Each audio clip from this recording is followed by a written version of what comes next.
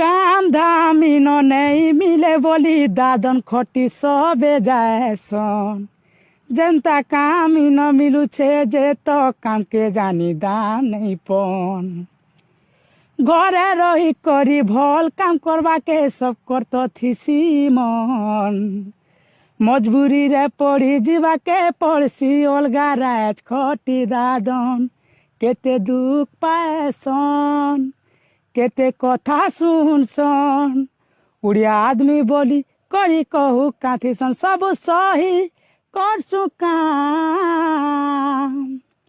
हे सरकार तुमको विनती करू छे सुनो हो मोर गुहार किछि करो जे खटी जीवा के नहीं पड़ू दादन उड़ीसा बाहर हे सरकार तुमको विनती करू छे सुनो हो मोर गुहार।